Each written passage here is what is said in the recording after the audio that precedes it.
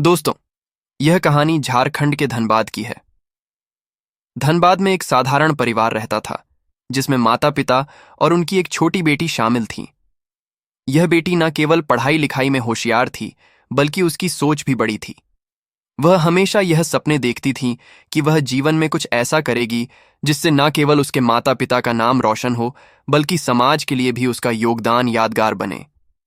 वह समाज में फैली बुराइयों और भ्रांतियों को सुधारने का सपना देखती थी।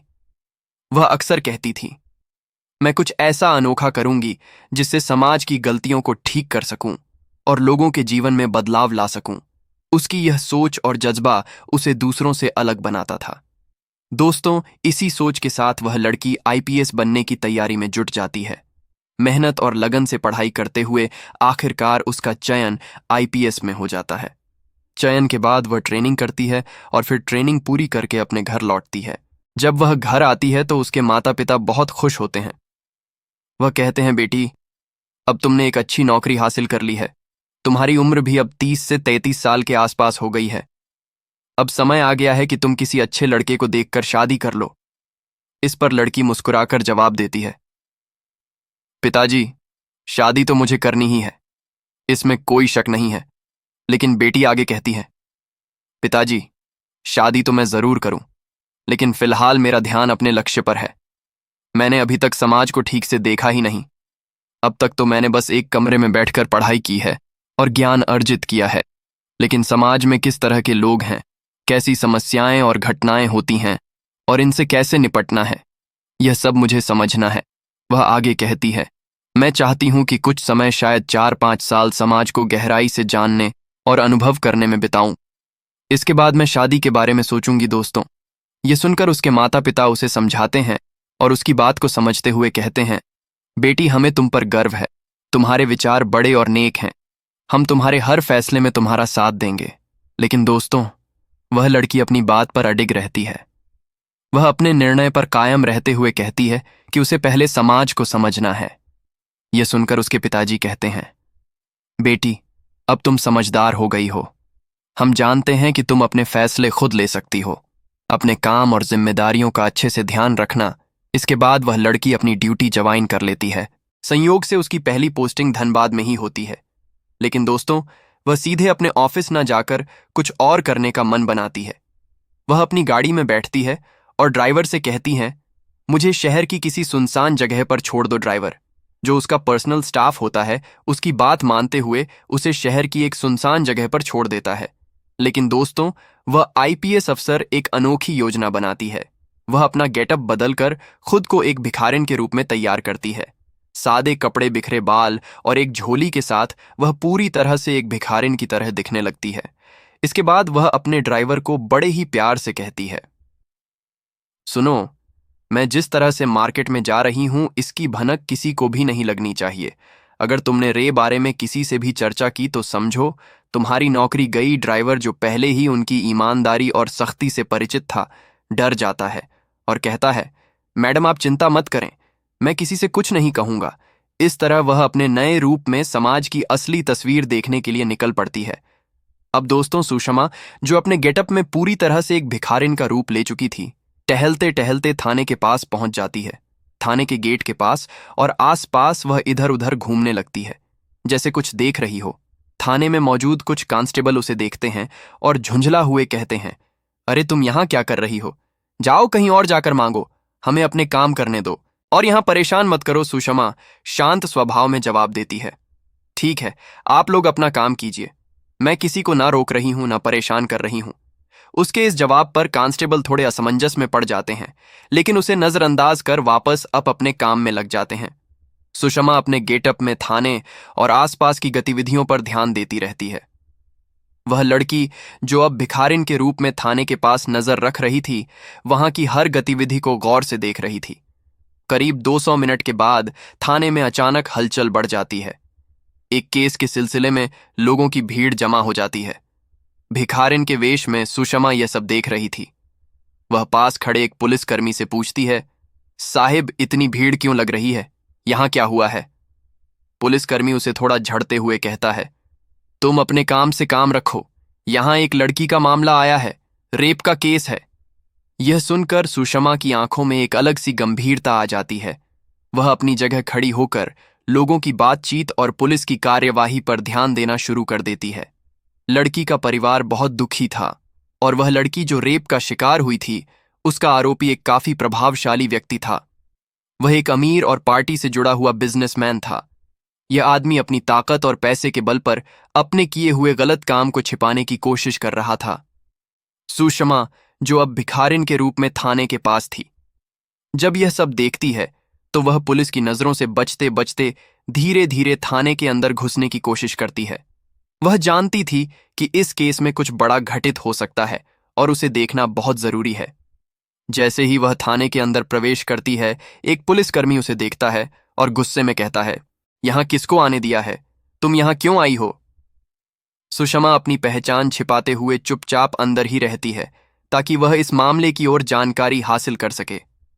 दोस्तों, कुछ देर बाद कांस्टेबल आते हैं और एक पुलिसकर्मी थानेदार से कहते हैं, साहब, यह तो बाहर से अचानक आ गई, हम पर इसकी नजर नहीं पड़ी।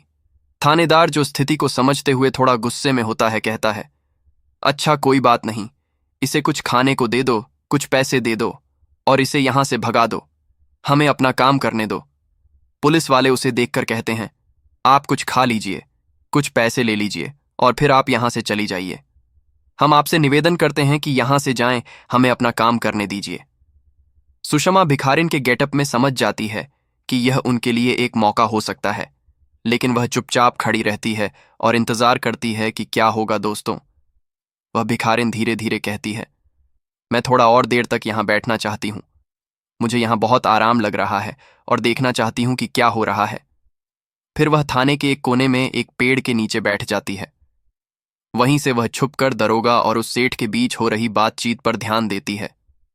दरोगा, जो उस रेप केस को निपटाने की कोशिश कर रहा था, उस सेठ को समझाने की कोशिश कर रहा था। वह सेठ, जो उस लड़की को धमकाने की कोशिश कर रहा था, और दरोगा के बीच बातचीत हो रही थी। दरोगा उसे बता रहा था कि इस मामले को कैसे निपटाना है और सेठ उसे पैसे देने के बदले मामला दबाने का प्रस्ताव रख रहा था।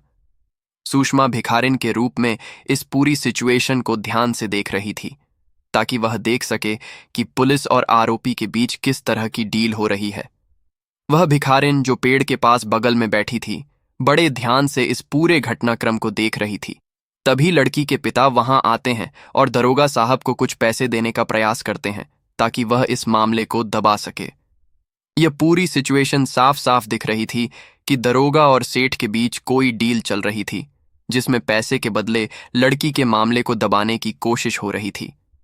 लड़की के गरीब माता पिता, जो पूरी तरह से हताश थे, दरोगा से विनम्रता से कहते हैं, साहब, हम गरीब परिवार से हैं, हमारे पास इतना पैसा नहीं है कि हम आपको कुछ दे सक, हमारे पास कोई ताकत नहीं है, ना ही पैसा देने की हैसियत है।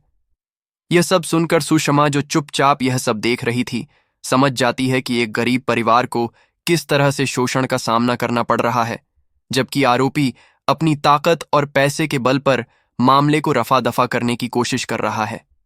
लड़की के पिता, जो अपनी बेटी को न्याय दिलाने के लिए थाने पहुंचे थे, बड़े आहिस्ते से दरोगा से कहते हैं, कृपया हमें इंसाफ दिला दीजिए, यही हमारी अंतिम रिक्वेस्ट है।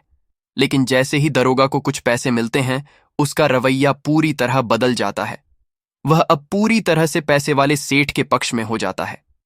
वह लड़की के गरीब परिवार को नजरअंदाज करता हुआ सेठ के साथ मिलकर मामले को दबाने की कोशिश करता है। थोड़ी ही देर में दरोगा का रवैया और भी बदल जाता है। वह अब उस गरीब परिवार को परेशान करने और उनके साथ बदतमीजी करने लगता है, उल्टा बोलने लगता है। इस पूरे घटनाक्रम को भिखारिन के रूप में बैठी सुषमा बड़े ध्यान से देख रही थी, लेकिन वह चुपचाप वहां खड़ी रहती है ताकि किसी भी तरह से इस अन्याय को उजागर कर सके। अब दोस्तों, दरोगा ने उस गरीब परिवार को देखकर कहा, तुम लोग यहां क्यों खड़े हो? तुम घर जाओ, मैं तुम्हारे केस को देख लूंगा। लड़की के गरीब पिता, जो पूरी तरह से दरोगा पर भरोसा कर चुके थे, हाथ जोड़कर कहते हैं, साहब, हम आपके भरोसे हैं, बस हमें यही चाहिए कि हमारी बेटी को न्याय मिले, इसके अलावा हमें और कुछ नहीं चाहिए। दरोगा, जो अब पूरी तरह से पैसे वाले सेठ के पक्ष में था, थोड़ी देर रुककर बड़े ही प्यार से कहता है, ठीक है, मैं इस मामले पर गहन अध्ययन करूंगा और रिपोर्ट तैयार करूंगा। कोशिश करूंगा कि जल्द से जल्द कार्रवाई की जाए। वह गरीब परिवार जो पूरी उम्मीद और विश्वास के साथ वहां आया था। दरोगा के इस जवाब को सुनकर कुछ कुछ राहत महसूस करते हैं, लेकिन उन्हें पता नहीं होता कि यह भी बस एक धोखा है। लेकिन दोस्तों, उसके बाद दरोगा, जो अब पूरी तरह से पैसे वाले सेठ के पक्ष में था, उससे पैसे ले लेता है और उसी के हक में कार्रवाई करने लगता है। गरीब परिवार जो न्याय की उम्मीद में थाने आया था, जब थाने से बाहर जा रहा होता है तो अचानक सुषमा, जो अब भिखारिन के गेटअप में थी, उन्हें रोक कर पूछती है, आप लोग क्या सोच रहे हैं? क्या हो रहा है? हमको खुलकर बताइए, आखिर क्या बात है? वह भिखारिन, जो असल में आईपीएस अधिकारी सुषमा थी, गरीब परिवार से पूरी घटना जानने की कोशिश करती है ताकि वह आगे बढ़कर इस अन्याय का पर्दाफाश कर सके और सही कार्रवाई कर सके। दोस्तों, गरीब परिवार जो अपनी बेटी के साथ हुए अन्याय को लेकर थाने आया था, घबराते हुए कहता है, हमारे साथ जो हुआ है, हमारी बेटी के साथ जो हुआ है, वही हम आपको बताने आए थे। आपको हमसे क्या मतलब है? आप अपना काम करिए। वह परिवार नहीं जानता था कि यह महिला जो भिखारिन के रूप में उनसे बात कर रही है, असल में एक आईपीएस अधिकारी सुषमा है। थाने में बैठे अन्य कर्मचारी भी नहीं पहचानते थे कि यह नई आईपीएस अधिकारी है जिसकी तैनाती हाल ही में हुई है। सुषमा, जो पूरी स्थिति को समझने की कोशिश कर रही थी, उनसे गंभीरता से पूछती है, क्या हुआ था? कृपया हमें सब कुछ बताइए, हम आपकी मदद करेंगे। इससे गरीब परिवार को थोड़ा आश्वासन मिलता है, लेकिन वे अभी भी समझ नहीं पा रहे थे कि सामने खड़ी महिला कौन है। गरीब परिवार जो पहले से ही परेशान था, अब यह देखता है कि सामने खड़ी महिला न केवल हिंदी में बल्कि पूरी तरह से शुद्ध अंग्रेजी में भी बात कर रही है। उसकी भाषा और बात करने का तरीका बिल्कुल अलग था, जो कि एक आम भिखारिन से कहीं ज्यादा था। यह देखकर वह परिवार थोड़ा चौंक जाता है और समझ नहीं पाता कि यह महिला कौन है। वहीं थाने में मौजूद पुलिसकर्मी भी सुषमा के बोलने के तरीके से हैरान हो जाते हैं। वे सोचने लगते हैं, यह भिखारिन इतनी जानकारी कैसे रख सकती है? ये इतनी सटीक बातें कैसे कर रही हैं? कुछ ही देर बाद कांस्टेबल, जो अब पूरी स्थिति को महसूस कर चुके थे, डरते डरते वहां पहुंचते हैं और चौंक हुए कहते हैं, मैडम, आप कौन हैं? सुषमा की गंभीरता और आत्मविश्वास देखकर पुलिसकर्मी भी असमंजस में पड़ जाते हैं, क्योंकि वे अब समझ नहीं पा रहे थे कि यह महिला कौन है और क्यों इतनी जानकारी रखती है। सुषमा, जो अब तक भिखारिन के गेटअप में थी, वह धीरे धीरे अपना गेटअप हटाती है। उसके चेहरे पर अब स्पष्टता और गंभीरता होती है। वह दरोगा की ओर मुंह करके फटकार लगाते हुए कहती है, तुमने इस गरीब परिवार और इस लड़की के साथ बहुत अन्याय किया है। इसका मैं न्याय दिलाऊंगा। फिर जोड़ते हुए कहती है, मैंने तुम्हारी पूरी करतूत को अपनी आंखों से देखा है। यहां बैठकर अब तुम बच नहीं पाओगे। सुषमा की यह बात सुनकर थाने में मौजूद सभी पुलिसकर्मी और लोग दंग रह जाते हैं। उन्हें समझ में नहीं आता कि यह महिला कौन है और अचानक उसने इतनी बड़ी बात क्यों कही। पूरी स्थिति बदल चुकी थी और अब सबकी नजरें सुषमा पर थीं, जो अब अपनी असली पहचान में सामने आ चुकी थीं। सुषमा जब अपनी असली पहचान में सामने आती है तो वहां मौजूद सभी लोग हैरान होकर सलाम करने लगते हैं।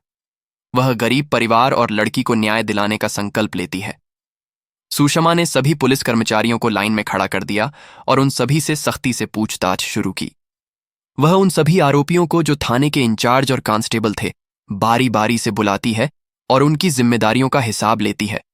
सभी पुलिसकर्मी, जो अब तक अपनी गलतियों पर पर्दा डालने की कोशिश कर रहे थे, अब सुषमा के सामने बेबस थे। कुछ ही देर में सुषमा ने कुछ पुलिसकर्मियों को तत्काल सस्पेंड कर दिया, जबकि अन्य के खिलाफ कड़ी कार्रवाई की घोषणा की। पूरे थाने में एक खामोशी छा जाती है, क्योंकि अब सभी समझ गए थे कि सुषमा एक कड़ी और ईमानदार अधिकारी हैं, जो किसी भी प्रकार के भ्रष्टाचार या अन्याय को बर्दाश्त नहीं करेंगी। इसके बाद दोस्तों, पूरे धनबाद शहर में उस आईपीएस अधिकारी सुषमा की चर्चा होने लगती है। लोग उसकी ईमानदारी और साहस की तारीफ करते नहीं थकते।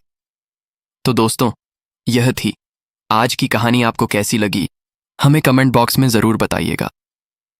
फिलहाल आज के इस वीडियो में इतना ही। वीडियो पसंद आया हो तो वीडियो को लाइक और चैनल को सब्सक्राइब जरूर करिएगा। आप सभी लोगों का बहुत बहुत धन्यवाद। जय हिंद, जय भारत।